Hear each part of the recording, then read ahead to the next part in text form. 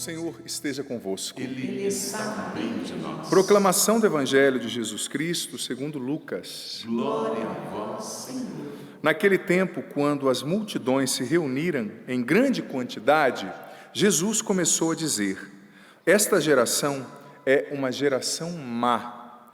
Ela busca um sinal, mas nenhum sinal lhe será dado, a não ser o sinal de Jonas. Com efeito, assim como Jonas foi um sinal para os ninivitas, assim também será o Filho do Homem para esta geração. No dia do julgamento, a rainha do sul se levantará, juntamente com os homens desta geração, e os condenará, porque ela veio de uma terra distante, para ouvir a sabedoria de Salomão. E aqui está quem é maior do que Salomão. No dia do julgamento, os ninivitas se levantarão, juntamente com esta geração, e a condenarão, porque eles se converteram quando ouviram a pregação de Jonas. E aqui está quem é maior do que Jonas.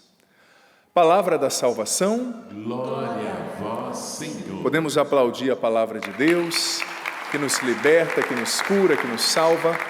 E antes de nos sentar, vamos cantar ao Espírito Santo, pedindo que Ele venha encher o nosso coração, preparar o nosso coração para receber a palavra do Senhor nesse momento. Se mantém em pé, se possível, levanta também os seus braços, se disponha a rezar, a estar na presença de Deus. Espírito, Cante isso.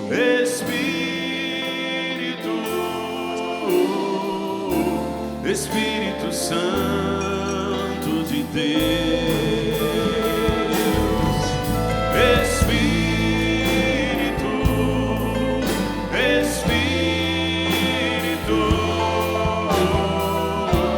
Espírito Santo de Deus, vem controlar todo o meu ser, vem dirigir o meu viver, o meu pensar, mão na cabeça assim ó, o meu pensar, o meu falar,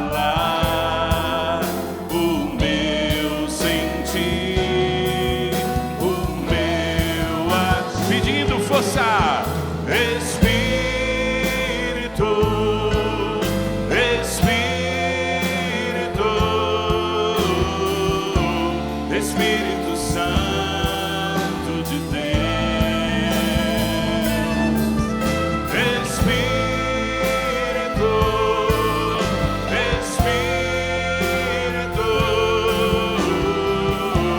Espírito Santo de Deus.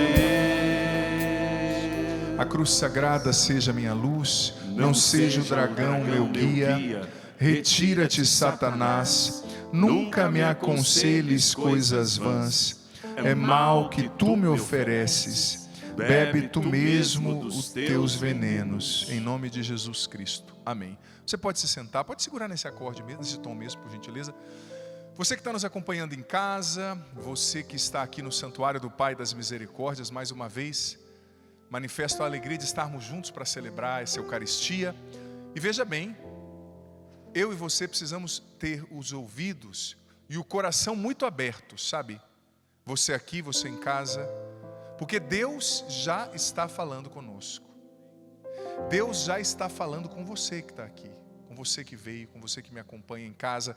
Porque esse evangelho, gente, é um dos evangelhos mais, no meu ponto de vista, sabe, menos explorados que existe. Ele contém uma profundidade insana, infinita. E muitas vezes a gente passa por esse evangelho de maneira assim, sabe, desavisada, sem entender o que de fato ele está falando. Veja bem, a palavra de Deus, ela fala pessoalmente comigo e com você. Não é uma história que aconteceu há 2000 anos atrás, não. É uma resposta para os seus problemas de hoje. É uma direção para o que você está vivendo hoje. E veja bem, eu vou fazer algumas perguntas só para ver de que ponto eu parto, né? Quem aqui conhece a história do profeta Jonas? Conhece mesmo? Levanta a mão. Nossa, quanta gente. Eu já vi que vai levar mais tempo do que eu imaginava, Rubens. Vai levar mais tempo do que eu imaginava, mas não tem problema. Quem aqui conhece a história da rainha de Sabá, rainha do sul? 7 pessoas, Rubens. Não, 9 agora. Você não vale, Rubens, baixa a mão. Jesus de Nazaré. Ser padre não é brinquedo não, viu, Rubens? Você prepara a homilia, daí você tem que voltar lá atrás, no básico do básico. Mas não tem problema, vamos lá. Jonas, quem era Jonas, gente? Jonas era um profeta de Deus, que viveu na época do Império Assírio. O Império Assírio era um dos maiores impérios que já existiu na humanidade. E conhecido por ser um dos impérios mais violentos que existiu. Eles inventaram a morte por empalamento. Eu não vou descrever aqui não, que não cabe na missa, mas depois você pesquisa o que é empalamento, você vai entender. Uma das piores tipos de morte que existem. Claro que toda morte, mas é morte, né? Assassinato, mas a execução deles era por empalamento. Era um povo pagão, adoravam ídolos, tinham deuses, milhares de deuses e algumas práticas religiosas muito complexas, como queimar crianças para os deuses, coisas simples assim. Um povo assassino, um povo que explorou muitas nações. Só que o que acontece? Deus chegou no profeta Jonas, que era do povo de Deus, que morava em Israel, e disse: Jonas, vai até Nínive. Nínive era a capital do Império Assírio, uma grande cidade, uma metrópole da época. E você vai pregar o evangelho, você vai pregar lá em Nínive em meu nome. Você vai dizer para eles que dentro de poucos dias, de 3 dias, Nínive será destruída. Eu vou mandar fogo e enxofre do céu para destruir esses pagãos. E o que Jonas fez? Jonas recebeu uma missão de Deus, mas ele fugiu. Ele não quis ir até Nínive.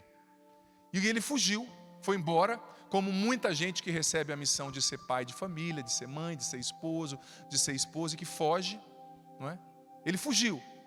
Só que ele entrou numa embarcação. Ele não queria nem ficar ali na região. Ele pegou uma embarcação para seguir sentido Mediterrâneo, para ir para o lado do norte da África ou do sul da Europa. E começou a ter uma tempestade, o navio quase afundando. E o capitão do navio, naquela época, eles tinham umas crenças diferentes. Ele falou assim: olha, quem que está atraindo sobre nós essa desgraça? Porque isso aqui é uma vingança de Deus. E eles tiraram a sorte, como era comum, isso no Antigo Testamento, gente, milênios atrás, né? E a sorte caiu sobre Jonas. Aí o capitão falou: fala, meu amigo, o que você fez? E ele disse: eu estou desobedecendo a Deus. Eu fugi da minha missão. E o capitão disse: me perdoe, Jonas, mas nós vamos ter que te jogar no mar, porque senão todo mundo vai morrer. E o Jonas falou: não, está certo, pode me jogar. Eu não sei nadar não, mas não tem problema. E jogaram o bendito do Jonas lá.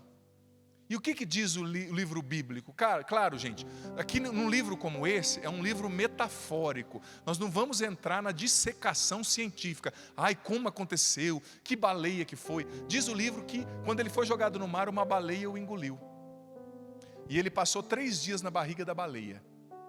Claro, isso aqui é uma metáfora, você está entendendo? Não é que o homem do Antigo Testamento, ele não estava querendo provar que 2 mais 2 são 4. A linguagem do semita do Antigo Testamento era outra linguagem. E ele ficou 3 dias na barriga da baleia. E lá ele viveu um arrependimento. E a baleia cansou daquele homem lá dentro da barriga dela, foi na praia e cuspiu Jonas. E Jonas saiu todo melado, mas vivo, né, da barriga da baleia. É o livro da Bíblia, o livro de Jonas. Aí Jonas voltou para a terra dele e falou: Senhor, eu vou lá pregar. Eu vou pregar nessa cidade. E o que Jonas fez? Gente, Nínive era uma cidade grande. E ele não queria ir porque ele disse o seguinte: eu vou lá pregar, depois Deus muda de ideia, eu que fico de falso profeta, né? E ele saiu pregando na cidade. Precisava de 3 dias para percorrer a cidade toda. Sabe em quanto tempo ele pregou? 1 dia. Deus vai matar vocês tudo aí, cambada. Seus bandos de porco. Sem vergonha, você se converte. Mais ou menos assim. Deus, não vou dizer que eu não fiz, né? Mas fiz meia boca. Pregou ali naquela cidade de um povo pagão, cruel, assassino. O que aconteceu? Chegou aos ouvidos do rei. E o que o rei fez? Ele rasgou as vestes, que era um símbolo no Antigo Testamento de penitência, né? Colocou cinza sobre a cabeça, que era outro símbolo de penitência, entrou dentro do saco e decretou um jejum para todo o império, para toda a cidade, melhor dizendo. Ele disse: durante 3 dias ninguém vai tocar, alimento nenhum vai tocar a boca de nenhum homem e de nenhum animal. Até os animais entraram no jejum. E o que aconteceu? Deus mudou de ideia, porque a gente tem que entender o seguinte: a nossa oração, a nossa penitência, ela é capaz de mudar até uma sentença que já foi determinada. Você sabia disso? Olha para quem está do seu lado e fala assim: você sabia que você podia tanto? Olha para quem está do seu lado e fala assim: você sabia que a sua oração era tão poderosa assim? Mas é verdade, está escrito, é o livro da Bíblia. A penitência, gente, aquele rei pagão, aquele rei tinha matado, trucidado povos inteiros. E o que Jonas fez? Jonas não fez nada, Jonas não fez milagre, Jonas não era nem um rapaz que chamava muita atenção, ele não fez sinal, ele não expulsou demônio, ele não curou doentes, não ressuscitou mortos. Ele simplesmente pregou, mas os ninivitas se converteram. E Deus disse a Jonas: você está vendo, Jonas, como eles se converteram? E aí tem a história, Jonas ficou bravo com Deus e disse: o Senhor mudou a sentença, mas filho, você queria que eu exterminasse um povo inteiro, só para satisfazer o seu ego? Eles se converteram, eles mudaram. Então aquele povo pagão cruel ouviu a voz de Jonas, que não fez nenhum sinal. Primeira história concluída. Agora, quem conhece a história de Jonas aqui, levanta a mão. Todo mundo, né, gente? Eu não acabei de ensinar. Levanta essa mão aí. Levanta, todo mundo, levanta a mão. Só se não passou desodorante, não levanta muito. Pode baixar agora, vai que não passou. Quem está do lado vai desmaiar no espírito aí. Mas veja bem, você já conhece a história de Jonas, sim ou não? Há de você se falar que não, vou jogar esse microfone em ti. Agora, qual é a segunda história da rainha de Sabá? Sabá é onde hoje fica a Etiópia. Eu já tive a oportunidade de estar na Etiópia, há 7 anos atrás. Hoje não é muito bonito, mas naquela época era um reino riquíssimo. Então, existia o rei Salomão, que era o filho de Davi. O primeiro filho de Davi assumiu o trono. Salomão é conhecido como o homem mais sábio que já existiu na terra. Quando Deus apareceu a ele em sonho e disse: Salomão, o que você quer de mim? Eu estou aqui para atender o seu pedido. Ele tinha 17 anos e estava assumindo o reinado. Ele disse: Senhor, me dê sabedoria. E Deus disse: porque você não pediu dinheiro, nem a morte dos seus inimigos, nem mulheres, nem fama, mas pediu sabedoria, eu vou te dar o dobro do que você pediu, você vai ser o homem mais sábio do mundo. Então existia uma rainha lá em Sabá, na Etiópia. Na Etiópia é o noroeste da África aqui, Israel está aqui em cima, né? E ela ficou sabendo da sabedoria de Salomão. Ela era meio também assim, depois ela acabou voltando assim, meio com uma barriga meio grande assim, né? Uma criança dentro, aconteceu alguma coisa entre ela e o rei, mas isso a gente pula, né? Voltando, ela ficou sabendo que o rei era muito sábio e saiu da Etiópia com o seu cortejo, levando ouro, levando pedras preciosas. Naquela época, quando um rei ia visitar outro, ele levava muitos presentes, né? Era sinal da riqueza do reino. Foi visitar Salomão e foi lá ouvir a sentença de Salomão. E ela ficou admirada e falou: nossa, não existe um homem mais sábio que esse. E claro, como contei a história, depois eles acabaram ficando muito amigos. E ela engravidou dele, só isso, né? Mas isso é outra parte da história. Mas ela foi lá e acreditou em Salomão. E ficou maravilhada com Salomão. Mas Salomão não fez nenhum milagre. Salomão não ressuscitou nenhum morto. Salomão não disse: eu sou. Porque somente Deus, eu sou é o nome de Deus, Yahvé, né? Eu sou aquele que sou, que era o nome proibido para o judeu. Nenhum judeu podia dizer. Jesus disse: eu sou. Por quê? Porque ele era Deus encarnado. Só que Salomão não fez nenhum milagre. Ele não fez nada, ele somente falou. Quem aqui conhece a história da rainha de Sabá agora e de Salomão? Levanta a mão. Não levanta não para ver, eu vou aí, hein? Acabei de te contar, criatura. Então agora você vai entender o evangelho. Você vai entender o que Jesus está falando. Jesus estava lá, chegaram aqueles fariseus, aqueles judeus da época dele, e disseram: Jesus, nos apresenta um sinal para a gente acreditar em você. Faz aí um milagre, faz uma cura, faz uma pirotecnia espiritual, expulsa os demônios aqui, que saia da pessoa os demônios em linha indiana, um atrás do outro, assim, para a gente ver, né? Cura, faz aqui o fogo descer do céu. Só que Jesus estava com eles pregando há 3 anos, gente. Curando doentes, ressuscitando mortos. Eles viram o Jesus ressuscitando mortos, curando doentes, fazendo cegos enxergarem, fazendo surdos ouvirem, mudos falarem, expulsando demônios, dizendo: eu sou. Antes que Moisés e Abraão fossem, eu sou, ele disse. Só que eles não acreditaram em Jesus, o Filho de Deus. Então Jesus ficou muito bravo e disse: meu irmão, o sinal que eu dou para vocês é o sinal de Jonas. Jonas foi lá e pregou para um povo pagão, e eles mudaram de vida. Vocês têm Deus na sua frente e não acreditam. A rainha do sul veio ver um homem, que é Salomão, e ela acreditou, e vocês estão vendo os sinais que eu faço, os milagres, estão ouvindo a minha palavra e não acreditam. E no final ele disse: aqui está, falando de si mesmo, aquele que é maior do que Salomão. Aqui está aquele que é maior do que Jonas. Porque, gente, Jonas era um profeta. Jonas morreu e acabou. Salomão foi um rei muito sábio, mas no final da sua vida, quem já leu, né, a história de Salomão, ele se desviou até de Deus e construiu até templos pagãos. Por causa dele, diz a tradição que ele teve 900 mulheres. Imagina, meu amigo, você que só tem uma. A luta é difícil às vezes, né? São maravilhosas, mas imagina, maravilhosas, mas 900.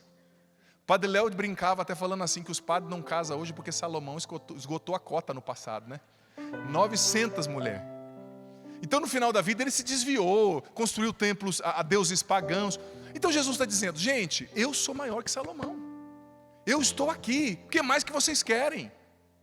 Eu fiz milagres, eu fiz sinais, eu fiz prodígios, eu sou Deus.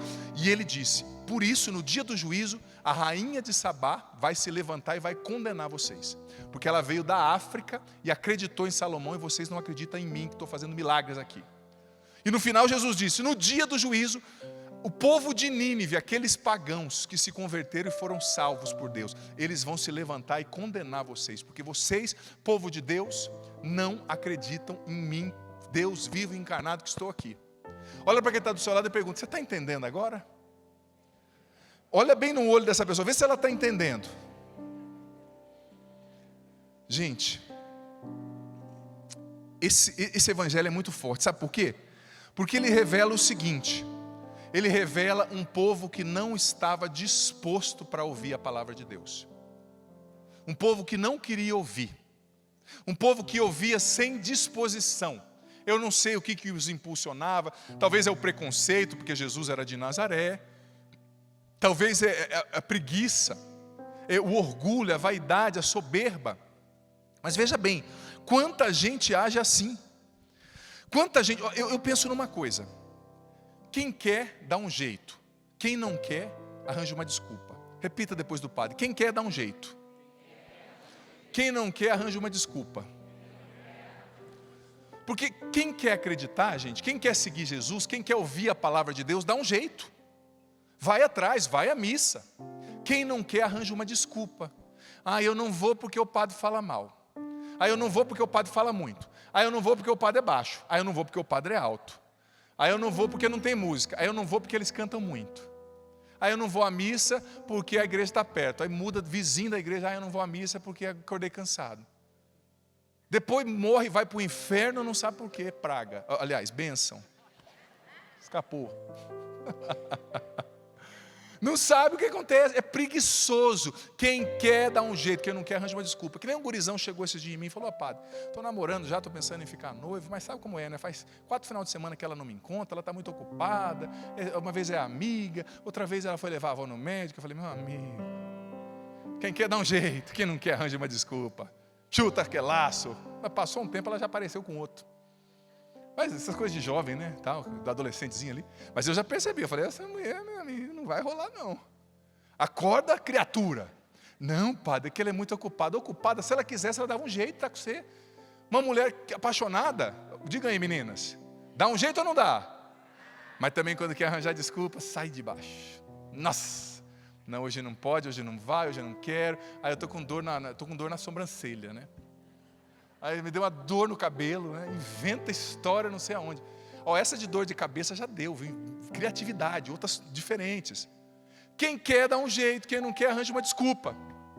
Esse povo preguiçoso arranjou uma desculpa. Não, você fez muito milagre. Não, fez pouco milagre. Não, falou pouco, falou muito. Jesus está dizendo: olha, eu sou Deus, eu estou aqui.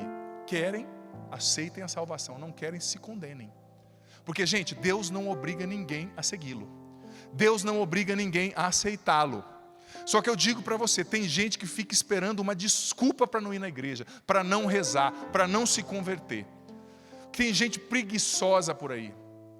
Você sabe que a fé, ela exige um movimento, ela exige você sair. Por exemplo, você que está aqui, você que veio de longe, você teve que sair da sua casa, sim ou não?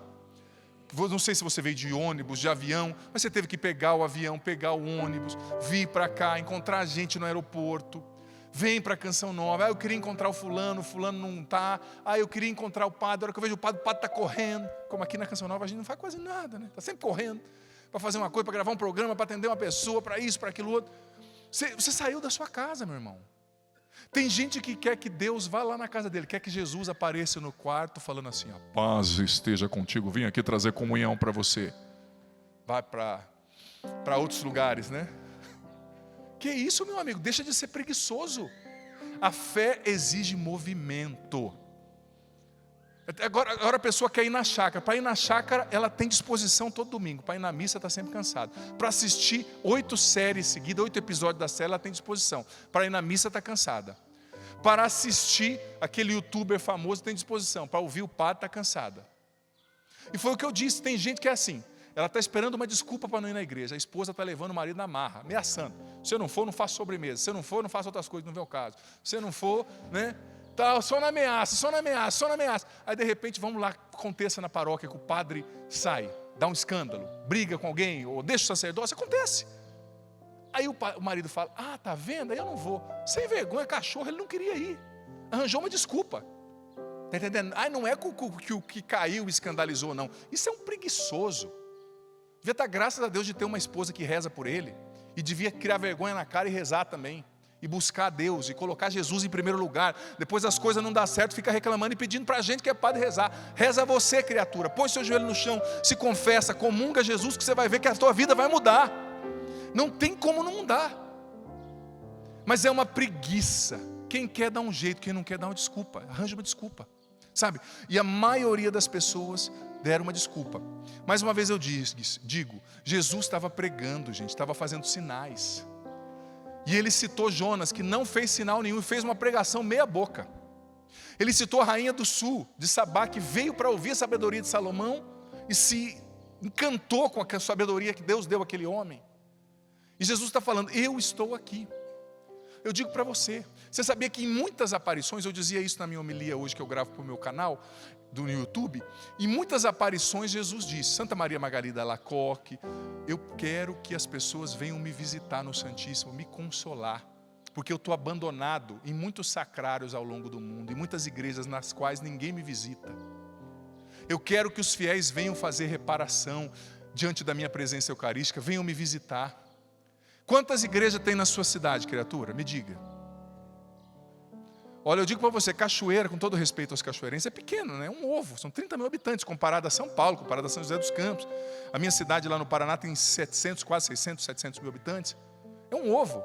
Gente, aqui em Cachoeira nós temos paróquias, 3. Uma cidade de 3 mil habitantes, fora as capelas, tá? Porque cada paróquia tem suas capelas, geralmente, né? Aqui tem a Canção Nova. Nós estamos tropeçando no Santíssimo. Desculpa a analogia, né? Crua. Tem sacrário para todo lado. Só que tem gente que não crê. Não acredita na palavra de Jesus, mas acredita no youtuber famoso. Quanta gente ouve um videozinho de um youtuber famoso e diz, eu não acredito mais na igreja católica porque o youtuber falou isso, isso e aquilo. Esses dias eu perguntei para um youtuber desse famoso, mandei a mensagem, de que livro você tirou isso? Qual que é o seu fundamento? Mas essas bênçãos, vê um videozinho de alguém que gravou um outro videozinho, baseado no videozinho, sem fundamento nenhum, grava um videozinho e um bando de católico, meia boca, saco de banana, saco de batata, vê o videozinho e deixa de acreditar. Meu irmão, você não tem que acreditar no que o youtuber famoso fala, você tem que acreditar no que Jesus fala, no que os santos falaram, os amigos de Deus. Você quer aprender sobre a igreja ouvindo os inimigos da igreja? Você quer aprender sobre a fé ouvindo os inimigos da fé? Ouça as testemunhas qualificadas, os mártires, os santos e a palavra do próprio Jesus. Tem gente que não vai no sacrário, gente, não reza, não dá valor algum à palavra de Deus, não dá valor algum ao padre que tem na paróquia. Quantos lugares não tem padre, como a China, como outros lugares que é proibido você ser cristão? E você está tropeçando em padre aqui. Mas eu não quero, eu não gosto daquele padre. Meu irmão, você não tem que gostar do padre. O padre é Jesus para você, ele te absolve os seus pecados, ele traz a Eucaristia para você. Ele não tem que ser um popstar, ele não tem que ser legal, ele não tem que ser um coach, ele tem que ser simplesmente um sacerdote. Ponto. E você tem que amá-lo pelo fato dele ser um sacerdote, um outro Cristo nessa terra. Mas as pessoas são assim. Eu não vou na igreja. Você faz um evento de igreja, a pessoa paga R$500 para ir no jogo do Corinthians, que eu acho assim que não é uma boa coisa, mas tudo bem. Vocês perceberam que eu não sou corintiano, né? Mas enfim, paga R$600 para ver o Botafogo, para ver o Flamengo.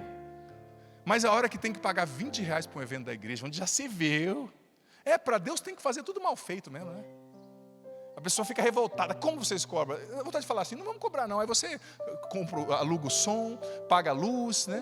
Paga lá os banheiros químicos, 65 mil você manda para nós aqui, a gente não cobra nada. Padre, tudo tem custo. Mas para Deus tudo tem que ser o pior. Para o mundo a pessoa dá o melhor, para Deus o pior. Sabe? Não vai na igreja, não reza, mas paga R$1.000 para ir lá no médium que vai ver a sua vida passada e ler a sua mão. Meu irmão, você não precisa pagar nada para ninguém ler a sua mão. Você gasta dinheiro com isso. Você abre brecha direto para a ação do mal na sua alma, para a ação de espíritos malignos na sua alma, sendo que você tem Jesus no sacrário todo dia dizendo: vem, eu estou te esperando. Vem, eu quero te abençoar. Vem, eu quero te curar. Vem, eu quero libertar você e sua família.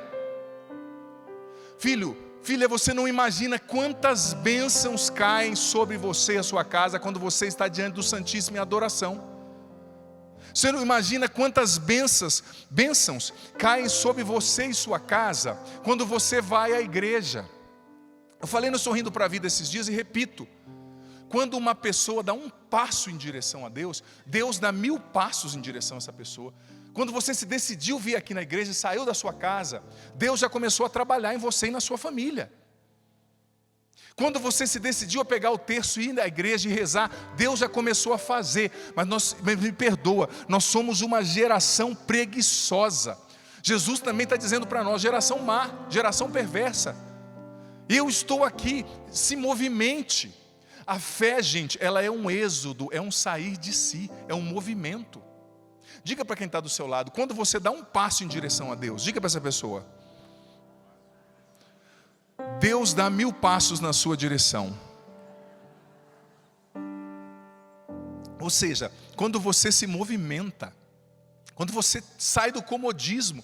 Tem muita gente que está doente, me perdoe, está na ansiedade, está em outras doenças, talvez até a depressão, porque fica em casa esperando que caia do céu, com todo respeito e carinho. Mas você tem que se movimentar, você tem que ir até Deus. Você tem que buscar Deus. Gente, quem conhece a história do cego de Jericó? Levanta a mão. Não. Ô Rubens, está difícil.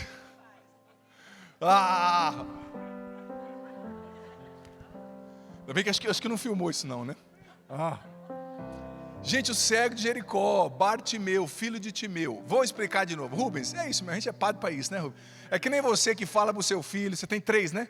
Aí você fala, ele faz de novo, você fala, ele faz. É assim mesmo, a vida é assim, cada um tem a sua missão, né? Tá vendo que não é só você, mãe e pai, que passa por isso? Eu vou ensinar. O que acontece? Jesus estava indo para uma região chamada Jericó, que é no deserto da Judeia, alguns quilômetros antes de Jerusalém. E lá havia um cego que ouviu falar de Jesus, porque ele era cego, ele não viu Jesus. E o que acontece? Os cegos naquela época, eles eram profundamente, os paralíticos, os cegos, desprezados. Não tinha proteção social, não tinha assistência, não tinha lei. A sociedade da época acreditava que eles eram cegos, paralíticos, surdos, porque eles tinham cometido um pecado, ou alguém na família deles, então eles eram malditos. Olha a compreensão que tinha na época. E como ele não tinha proteção social nenhuma, os cegos os viravam mendigos. Os órfãos muitas vezes viravam mendigos, as viúvas, porque não tinha nenhuma proteção. Então esse homem cego, Jesus chegou em Jericó, ele ouviu falando: Jesus de Nazaré, Jesus de Nazaré. Ele começou a gritar: Jesus, filho de Davi, tem compaixão de mim. Filho de Davi era o título messiânico, que os judeus acreditavam que o Messias seria o filho de Davi, da descendência de Davi, né? Então ele estava dizendo: você é o Messias, você é o Salvador, tem compaixão de mim. E sabe o que as pessoas falavam? Cala a boca, rapaz, você está incomodando o mestre, você é um cego, mendigo, fica quieto. Olha só a crueldade da época, mas era a sociedade da época. E quanto mais pediam para ele se calar, mais ele gritava: Jesus, filho de Davi, tem compaixão de mim. E Jesus lotado de gente. Com certeza do lado de Jesus tinha o prefeito da cidade, que nessa hora que chega o padre famoso, primeiro que quer aparecer fazendo uma selfie é o prefeito, é o vereador, né? É assim, isso só acontecia naquela época, sabe? Eu posso dizer. Mas enfim, chegou o prefeito, todo mundo, Jesus falou: para tudo, para. Quem está me chamando? Aquele mendigo lá, eu vou lá. Jesus deixou tudo, deixou todo mundo importante e foi lá. Com certeza ele estava no chão, como um mendigo ficava naquela época. Com certeza Jesus se abaixou, porque Jesus ele se inclina para estar junto com a gente, né? E ele perguntou assim: meu filho, o que você quer que eu faça? Pergunta óbvia, né? O que ele ia pedir? Um sorvete de uva? O que ele ia pedir? A cura?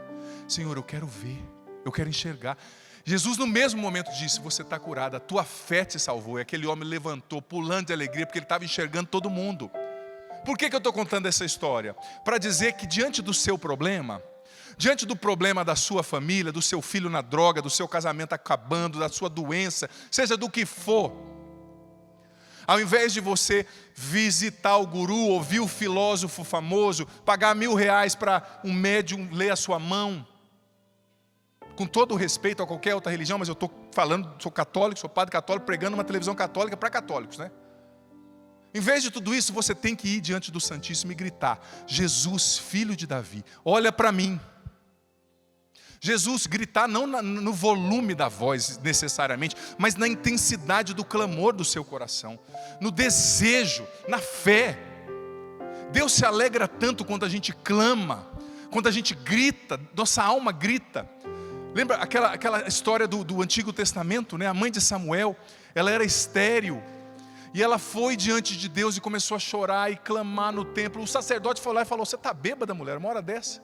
Ela diz: não estou bêbada, eu estava aqui chorando, gritando a minha mágoa, a minha dor diante de Deus. E Deus deu a ela a graça de engravidar, e ela teve um dos maiores dos profetas, que foi Samuel, seu filho.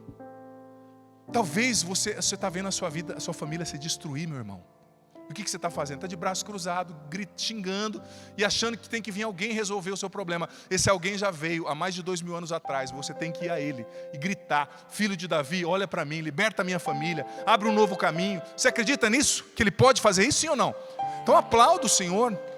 Aplauda o Senhor que já está aqui, já está trabalhando, já está agindo, já está curando. À medida que a palavra está sendo pregada, Deus já está curando. É essa a lógica do Evangelho. Às vezes a gente espera tanto milagre, tanto portento, que o padre expulse demônio e cure. Não, a palavra sendo pregada já é o suficiente. É isso que aconteceu com Jonas, ele só falou. É isso que aconteceu com Salomão, ele só falou. E Jesus disse: a partir de hoje eu só vou falar, e eu vou ser o sinal de Jonas. Como Jonas ficou 3 dias no ventre da baleia, eu vou ficar 3 dias no ventre da terra e vou ressuscitar. Eu sou o sinal. Jesus está aqui diante de você dizendo: vem a mim, vem. Traga os seus problemas, traga os seus vícios. Você viciado em maconha, cocaína, pornografia, sei lá, meu irmão. Eu digo para você, Jesus pode te libertar hoje, se você quiser ir clamar. Ele me libertou da droga, eu já contei minha história tantas vezes, me libertou da maconha, do haxixe, da pasta base de crack, tanta porcaria que eu fiz na minha adolescência. Por que Ele não pode fazer isso na sua vida? Por que Ele não pode curar a sua família como curou a minha? Por que Ele não pode libertar você e restaurar o seu casamento? Ele pode. Mas você tem que ter fé e clamar: filho de Davi, tem compaixão de mim, olha aqui para mim. Você tem que chamar a atenção de Deus. Esse cego chamou a atenção de Deus. Você sabe qual é a oração que chama a atenção de Deus? É a oração humilde, é a oração que tem fé, é o clamor, gente, da alma, sincero, que acredita, que diz: eu não tenho nenhuma outra solução a não ser o Senhor, me ouve. É aquele que coloca totalmente a esperança em Jesus. Você acredita nisso? Você está entendendo o que o padre está falando? Sim ou não? Então eu quero convidar você a ficar em pé nesse momento. Nós vamos rezar, ter um momento de clamor. Vamos ter um momento também pedindo o Espírito Santo sobre nós. Com certeza o Rubens e a Tânia já prepararam uma canção para nos ajudar a rezar. Mas levanta os seus braços agora e repita com o Padre: Senhor Jesus, eu acredito no Senhor. Eu acredito no Senhor. Tu és o Messias, Tu és o Messias, o meu Salvador, o meu único Senhor. o meu único Senhor. Eu entrego a Ti, Jesus, Eu entrego a Ti, Jesus, a minha família, a minha família, a minha casa, a minha casa. o meu coração. o meu coração. Liberta minha família. Liberta minha família. Liberta minha mente. Liberta minha mente. O meu coração. O meu coração. Em teu nome. Em teu nome. Eu confio em ti, Eu Jesus. confio em ti, Jesus. Jesus, filho de Davi. Jesus, filho de Davi. Tem compaixão de mim e da minha família. compaixão de mim e da minha família. Jesus, filho de Davi.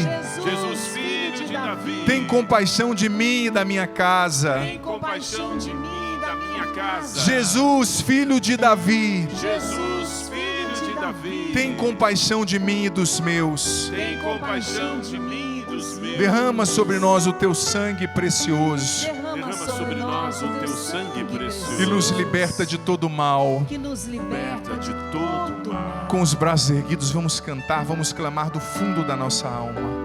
Jesus, Cante. Jesus, Senhor Jesus. Senhor Jesus, Tem compaixão. tem compaixão de nós. Clame o nome de Jesus. Jesus, Diante de todas as dificuldades, peça. Jesus, Senhor Jesus. Senhor Jesus, tem compaixão de nós. Erga os seus braços. Podes curar. Se queres, podes curar. Se queres, podes curar. Se queres, podes curar cada um de nós. Se queres, podes curar. Se queres, podes curar. Se queres, podes curar cada um de nós. E eu quero ouvir a sua voz clamando o nome de Jesus. Jesus. Aquele que pode transformar a sua casa. Aquele que você precisa recorrer em todo momento. Senhor Pedir compaixão de Jesus, nós, Senhor. tem compaixão de Solta a sua voz. Jesus nós. chama. Jesus, Oh Jesus. Jesus, Senhor Jesus. Senhor Jesus, Tem compaixão de nós. tem compaixão de nós. Se queres, podes curar. Canta com fé. Se queres, podes curar. Se queres, podes curar. Se queres, podes curar cada um de nós. Se queres, podes curar. Se queres, podes curar. Se queres, podes curar cada um de nós. Se queres, podes curar. Peço para o Rubens e a Se Tânia queres, conduzirem esse podes momento também de curar. batismo no Espírito. Vai cantando Se isso. queres, podes Nesses poucos curar minutos que cada temos. um de nós. Se queres, podes curar. Você que está aqui, Queres, mas você que podes também está nos curar. acompanhando agora. Se queres, Se a tua dor é podes física, agora curar. coloca a mão no local Se dessa dor queres, agora. podes curar. Se a sua dor é cada um espiritual, de nós. no silêncio do seu coração, apresenta agora a enfermidade. Queres, podes A palavra de Deus diz que nós precisamos orar em espírito e em verdade. Qual é a sua verdade hoje? Assim como Jesus, ele perguntou para aquele cego, e era óbvio que ele queria enxergar. Como é que é o seu nome?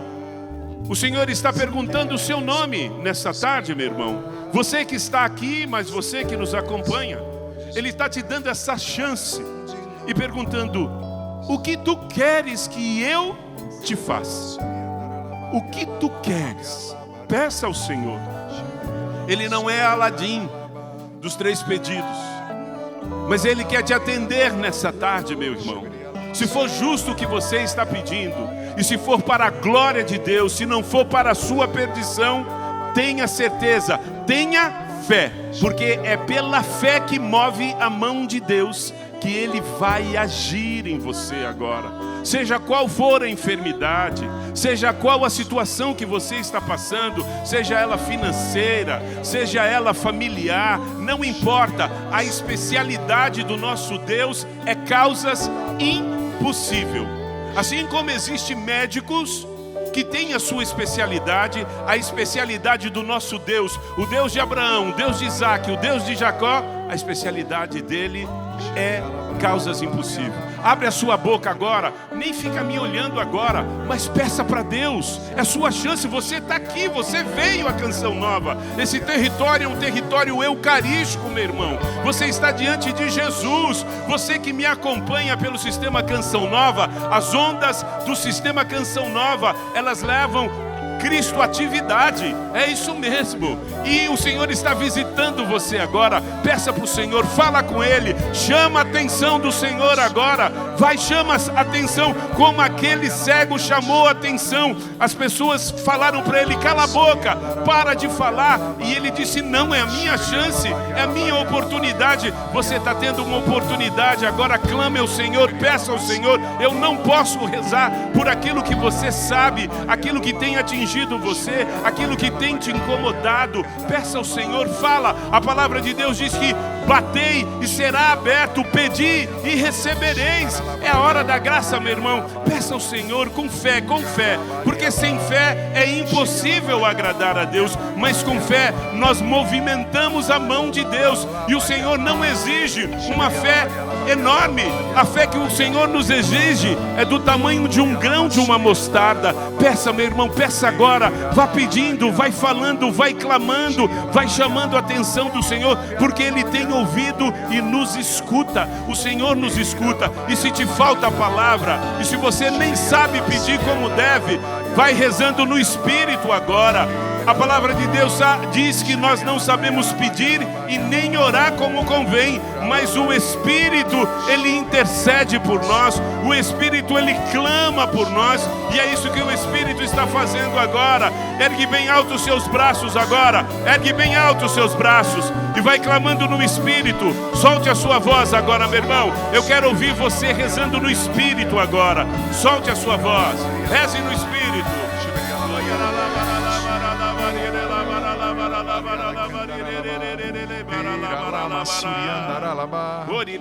Vem batizar, Senhor, cada um de nós no Teu Espírito, aqui e em casa.